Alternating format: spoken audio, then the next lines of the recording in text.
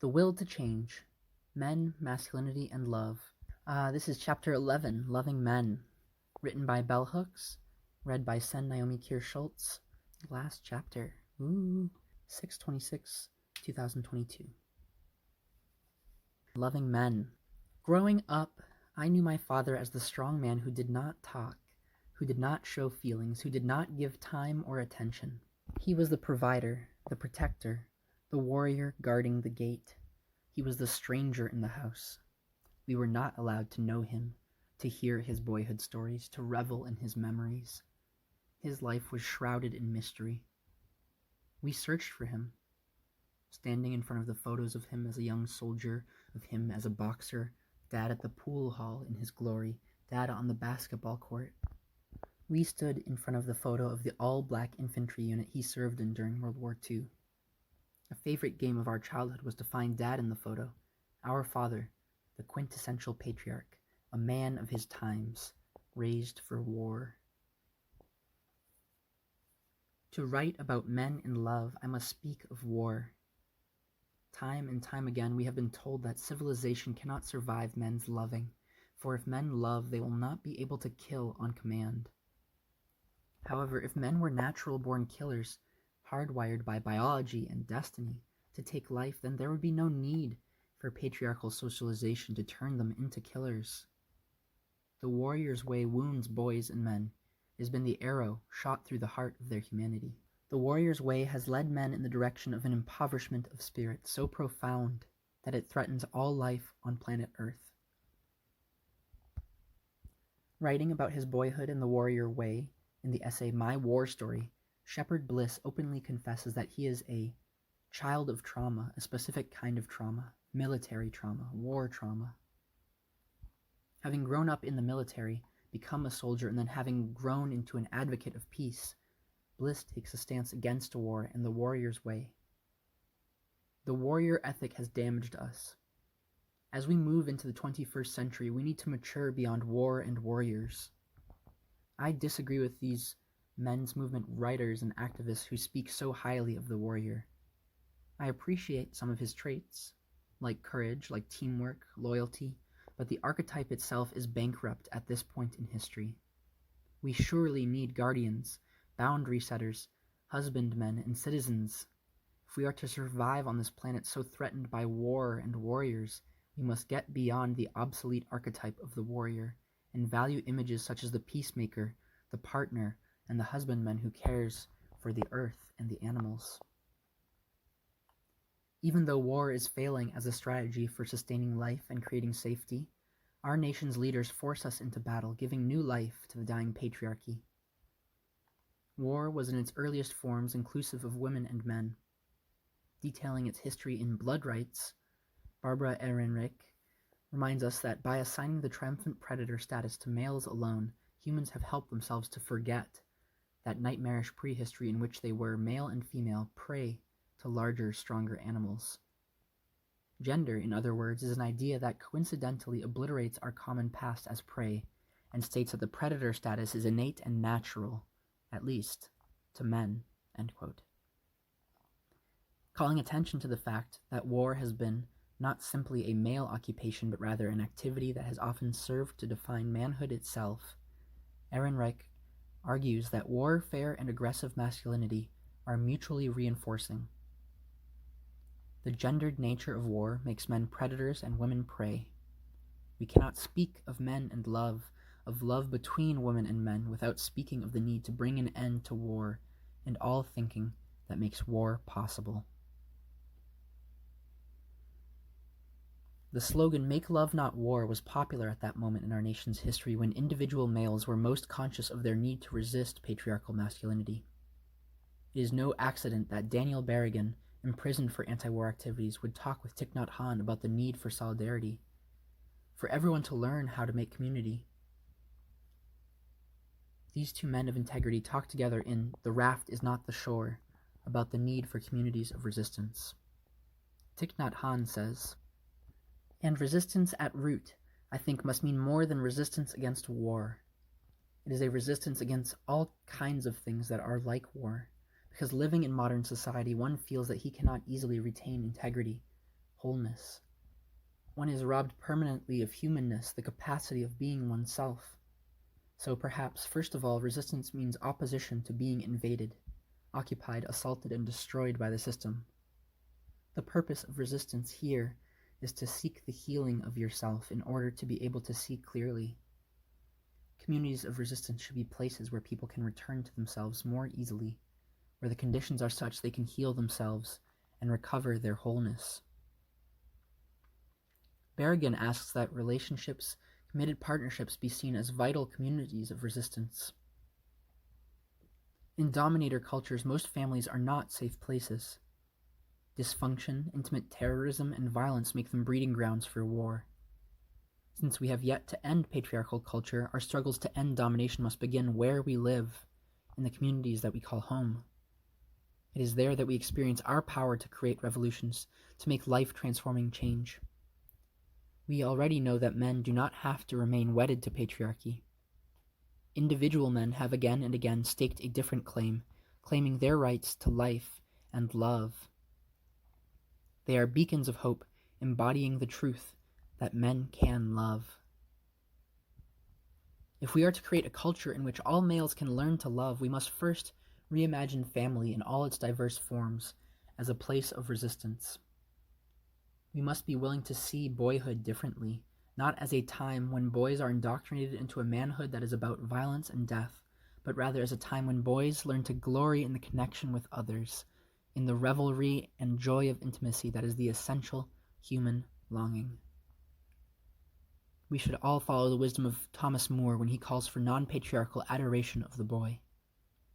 What a mystery it is to be a boy, he says, so close to death and birth, so uneducated and therefore so fresh and uncynical. We should end our disparagement of the boy, of our own immaturities, of our tardiness in growing up, of our sheer delight in beauty, of our love of the sun, of our vertical inclinations, and of our wanderings and great falls. We could speak words of encouragement to this boy where we find him, in our friends and students, in our institutions, and in our own hearts. If we do not speak to him in this way, he will be lost, and we will have lost with him all tenderness and grace. To create a culture that will enable boys to love, we must see the family as having its primary function, the giving of love, providing food and shelter, our loving acts. Learning how to love in family life, boys and girls learn the relational skills needed to build community at home and in the world. Poet Wendell Berry speaks of such a movement as a return to respect for the innate holiness of all beings. If we are lucky enough as children to be surrounded by grown-ups who love us, then our sense of wholeness is not just the sense of completeness in ourselves, but also is the sense of belonging to others and to our place. It is an unconscious awareness of community, of having in common.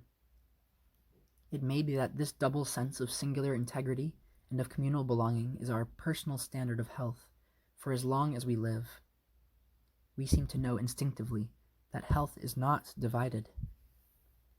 When our families are functional and not shaped by a dominator model and the patriarchal thinking that comes in its wake, the model of health Berry describes can become the norm. In such a world, boys may think of games that do not center around the causing of pain, the creation of death, but will indeed be forms of play that celebrate life and wholeness. And the individual differences that arise between boys and girls will not need to be interpreted as a cause for domination, for one to rule over the other, but will become occasions for exploration, for the sharing of knowledge and the invention of new ways of being.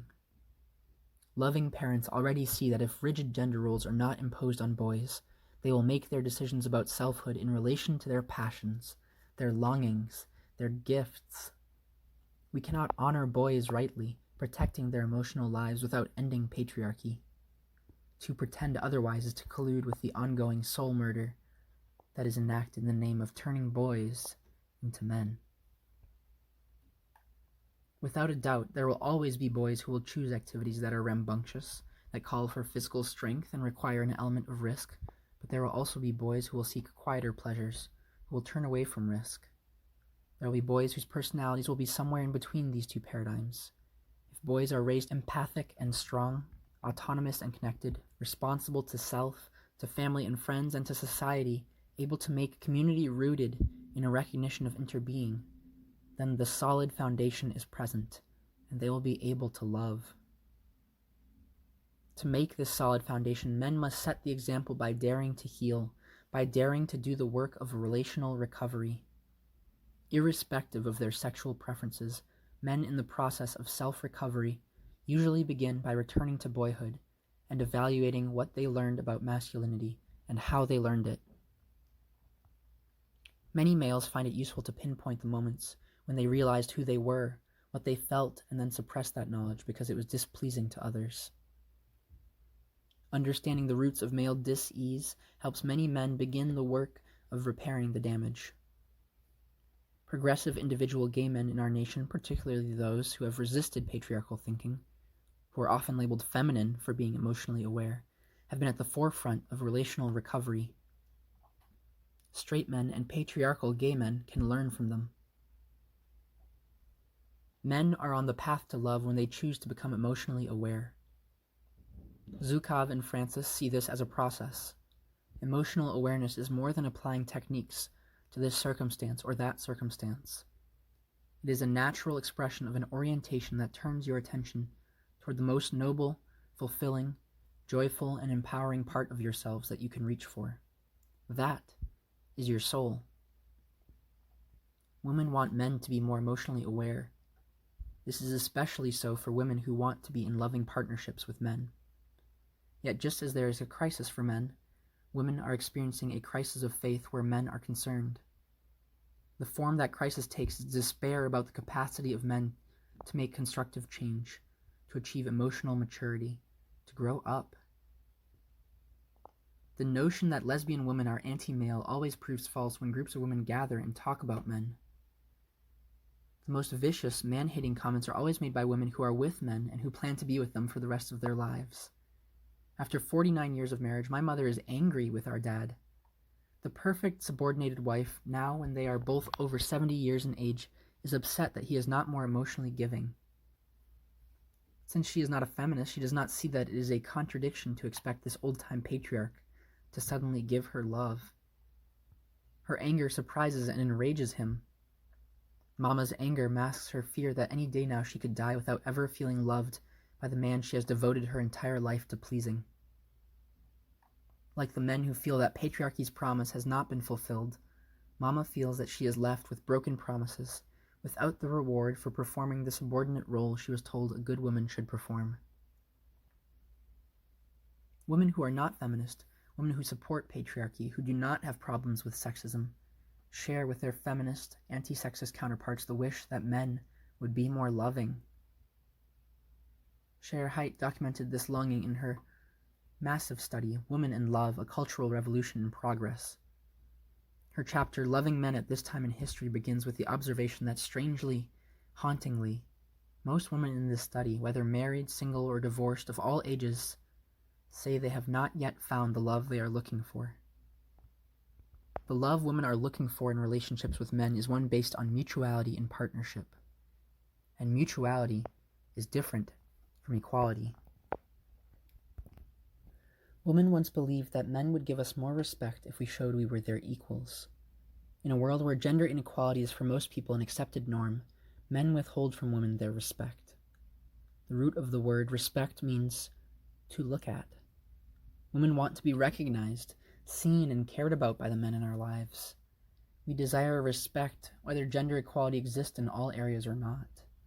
When a woman and man have promised to give each other love, to be mutually supportive, to bring together care, commitment, knowledge, respect, responsibility, and trust, even if there are circumstances of inequality, no one uses that difference to enforce domination.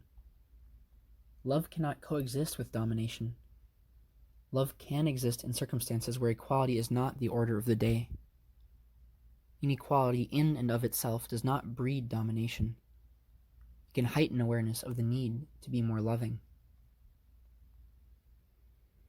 Many women despair of men because they believe that ultimately men care more about being dominators than they do about being loving partners.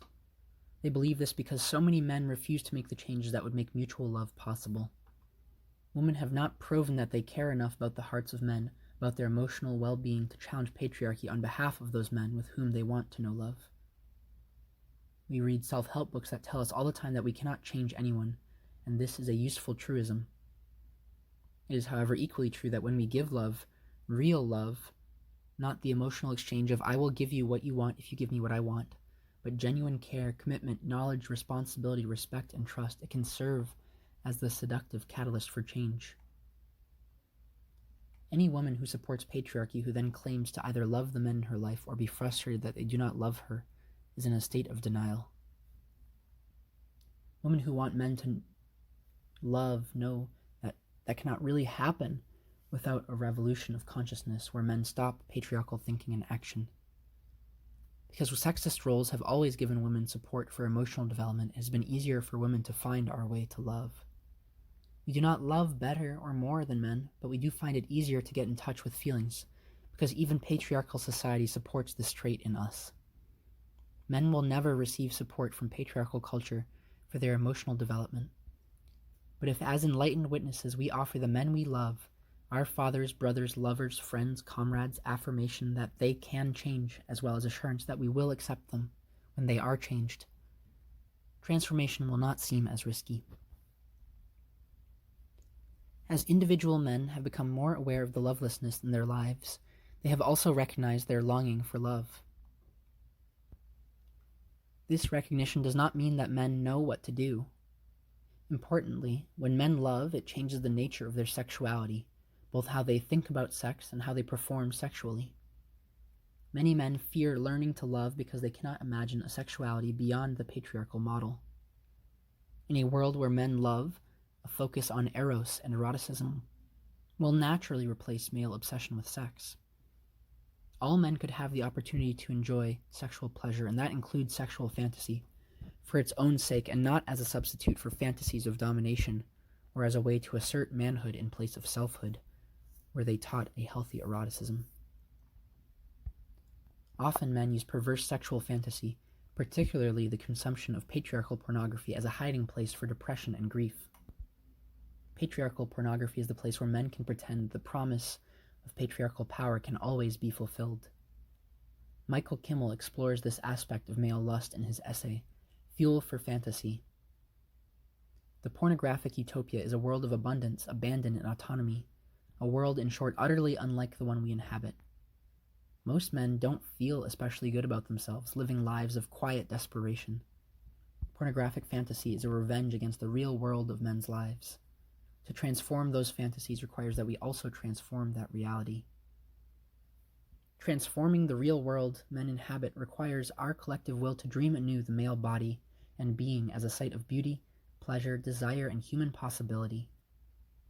In The Soul of Sex, James Hillman declares, "One of the first achievements to be made in the reconciliation of body and spirit, which is a prerequisite for a deepened soul-filled sexuality, is the rediscovery of the virtue and value of the body's eroticism. To find the soul of sex, we have to wrench it out of the materialistic and mechanistic body that we have created by means of our modern philosophies and reunite it with the subtle, fantasy-filled, mythologized body of the imagination." Damaged in that open-hearted place where they could imagine freely, men must undergo a healing restoration of the will to imagine before they can break with a model of sexuality that breeds addiction, while denying them access to a sexuality that satisfies. Steve Behrman explains male compulsion for sex as interrupted eros in his essay, Why Men Are So Obsessed with Sex. Directly and indirectly, we are handed sexuality as the one vehicle through which it might still be possible to express and experience essential aspects of our humanness that have been slowly and systematically conditioned out of us. Sex was and is presented as the road to real intimacy, complete closeness, as the arena in which it is okay to openly love, to be tender and vulnerable and yet remain safe, to not feel so deeply alone. Sex is the one place sensuality seems to be permissible, where we can be gentle with our own bodies and allow ourselves our overflowing passion. Pleasure and desire, vitality and excitement seemingly left behind somewhere we can't even remember, again become imaginable. Poignant and powerfully evocative, this is the promise of sexuality within patriarchy, but it is a promise that ultimately can never be fulfilled. Men and boys who embrace it are doomed to be forever yearning, forever in a state of lack. Behrman makes the point that after being taught to be obsessed with sex via patriarchal conditioning, males are then subjected to continuous conditioning to repress sensuality, numb feelings, ignore our bodies, and separate from our natural closeness with human beings. He continues, all of these human needs are then promised to us by way of sex and sexuality, but in no way can sex completely fulfill these needs. Such needs can only be fulfilled by healing from the effects of male conditioning and suffusing every area of our lives with relatedness and aliveness. Suggesting that men resist repression and choose passion as they reclaim their feeling lives, Behrman identifies passion as the greatest ally men can choose in their efforts to liberate their complete humanity. The root meaning of the Latin word patior is to suffer. To claim passion, men must embrace the pain, feel their suffering, move through it to the world of pleasure that awaits. This is the heroic journey for men in our times. It is not a journey leading to conquest and domination, to disconnecting and cutting off life. It is a journey of reclamation where the bits and pieces of the self are found and put together again, made whole. As men work to be whole, sex assumes its rightful place as one pleasure among many pleasures. Unlike addictive patriarchal sex, passion rooted in a life-affirming erotic ethos deepens emotional connection. According to Zukov and Francis, loving sexual intimacy expresses care and appreciation. It is mutual giving, not mutual taking. It is an arena in which individuals nurture each other rather than exploit each other. In loving sexual intimacy, sexual partners are not interchangeable. They are unique in their histories, aptitudes, struggles, and joys. They know each other and care for each other. They empathize. They are interested in each other. They use physical intimacies to deepen their emotional intimacies. They are committed to growing together. Individual men who have found their way back to a restored sense of the erotic, to Eros as a life force, need to share their bliss with men in general. Behrman tells us, my vision for myself and for all men is that we reclaim every piece of our humanity that has been denied us by our conditioning. Obsession with sex can be healed when we reclaim all the essential aspects of the human experience that we have learned to manage without. Our affinity for one another, caring connections with people of all ages and backgrounds and genders, sensual enjoyment of our bodies, passionate self-expression, exhilarating desire, tender love for ourselves and for another, vulnerability, help with our difficulties, gentle rest, getting and staying close with many people in many kinds of relationships. Women who love men share this vision. We yearn for boys and men to find their way to self-love. We yearn for boys and men to move from self-love to healing fellowship with one another. No man who reclaims passion for his life fears the passion in another man. He is not homophobic, for to be so would be a rejection of the self-acceptance and acceptance of others that is essential to the formation and maintenance of self-esteem. If all men were in touch with primal positive passion, the categories of gay and straight would lose their charged significance. In A Queer Geography, Frank Browning makes the useful distinction between gay identity politics, which often closes down connection, and a commitment to eros and eroticism that widens connections. By erotic, I mean all the powerful attractions we might have for mentoring and being mentored, for unrealizable flirtation, for intellectual tripping, for sweaty mateship at play or at work, for spiritual ecstasy, for being held in silent grief, for explosive rage at a common enemy, for the sublime love of friendship. All or none of these ways of loving might be connected to the fact that I usually have sex with men because all of these loves can and do happen with both men and women in my life. Patriarchy has sought to repress and tame erotic passion precisely because of its power to draw us into greater and greater communion with ourselves, with those we know most intimately, and with the stranger. Feminism changed the intimate lives of women and men by offering to everyone a vision of relationships rooted in mutuality, a vision of partnerships without domination. This seductive promise can be fulfilled only as patriarchal thinking ceases to dominate the consciousness of women and men, girls and boys. Seeking to heal the wounds inflicted by patriarchy, we have to go to the source. We have to look at males directly, eye to eye, and speak the truth that the time has come for males to have a revolution of values. We cannot turn our hearts away from boys and men, and then ponder why the politics of war continues to shape our national policy and our intimate romantic lives.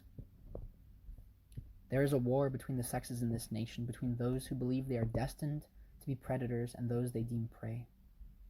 Resistance to gender domination has intensified that war. As feminist thinking and practice loses visibility, many females look to patriarchy for their salvation. More than ever before in our nation's history, females are encouraged to assume the patriarchal mask and bury their emotional selves as deeply as their male counterparts do. Females embrace this paradigm because they feel it is better to be a dominator than to be dominated. However, this is a perverse vision of gender equality that offers women equal access to the house of the dead. In that house, there will be no love. Most women have yet to collectively embrace the alternative theories and practices of visionary thinkers, female and male, but especially feminists, have offered to heal our wounded hearts and our suffering planet. Unlike most men, most women are taught relational skills. It is clear, though, that more often than not, women have used those skills in the service of domination, of patriarchy, and not in the quest for freedom or love. Acknowledging this fact, we see that most women are not any more advanced than men as a group. In both groups, individuals are seeking salvation, seeking wholeness, daring to be radical and revolutionary, but for the most part, the great majority of folk are still uncertain about taking the path that will end gender warfare and make love possible. While it is evident that many men are not as willing to explore and follow the path that leads to self-recovery as are women, we cannot journey far if men are left behind. They wield too much power to be simply ignored or forgotten.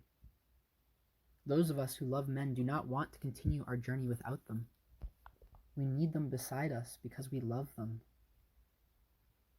I share with Terence Real the vision of relational recovery, which invites men who have been outside the circle of love to return.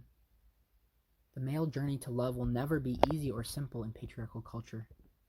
Like women who have navigated difficult terrain to open our hearts, to find love, men need consciousness raising, support groups, therapy, education. Emotionally starved and shut down, males, sick with the pain of lovelessness, need loved ones to do positive interventions like those we are encouraged to make when addiction to substances is the issue. As Real states, it is a tough, anti-relational world out there. The old terms have been with us for a very long time. We should expect to get caught up in them sometimes, losing our way. That's when help from those who know and love us is essential. Men seeking help often find it difficult to find support. We ask them to change without creating a culture of change to affirm and assist them in that. Time and time again, when I struggled to do the work of love with a male partner who was not changing, I was told to give up on him, to kick him to the curb. I was told I was wasting my time. All of this negative feedback made me ponder whether healing places exist where wounded males can go where they will not be turned away, especially when positive change is not happening fast or fast enough. Women who have been victimized by men, women who have suffered ongoing hurt at the hands of men, naturally are wisely cautious about the energy that they can expend in the service of helping men heal. Yet there are many women who have been both helped and hurt by men. Kaylee Hagan testifies that the good men in her life have ruined her for man-hating. For both men and women, good men can be somewhat disturbing to be around because they usually do not act in ways associated with typical men. They listen more than they talk. They self-reflect on their behavior and motives. They actively educate themselves about women's reality by seeking out women's culture and listening to women. They avoid using women for vicarious emotional expression. When they err, and they do err, they look to women for guidance and receive criticism with gratitude. They practice enduring uncertainty while waiting for a new way of being to reveal previously unconsidered alternatives to controlling and abusive behaviors. They intervene in other men's misogynist behavior even when women are not present, and they work hard to recognize and challenge their own.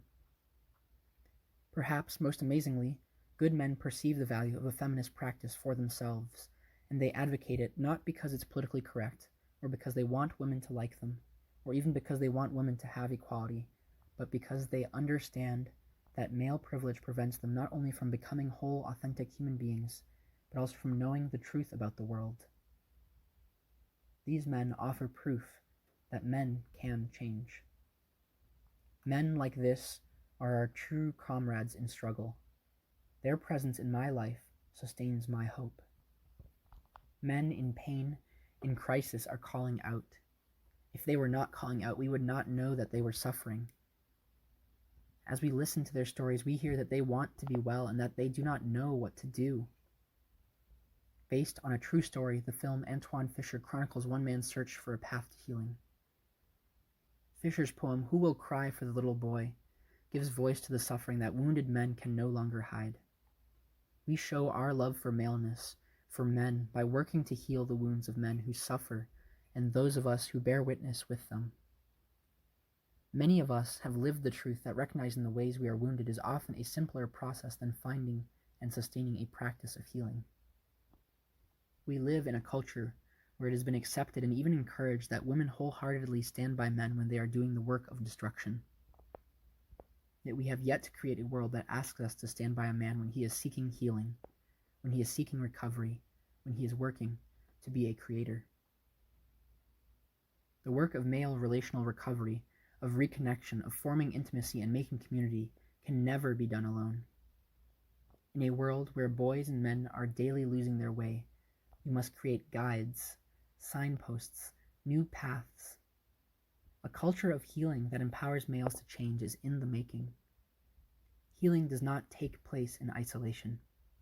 Men who love and men who long to love know this. We need to stand by them with open hearts and open arms. We need to stand ready to hold them, offering a love that can shelter their wounded spirits as they seek to find their way home, as they exercise the will to change. This has been the last chapter, chapter 11, of The Will to Change, Men, Masculinity, and Love, written by Bell Hooks, read by Naomi Kirst-Schultz, June 26, 2022. Thanks for reading along, everybody. If you have any suggestions for next, feel free to post them in the comments. Have a great day.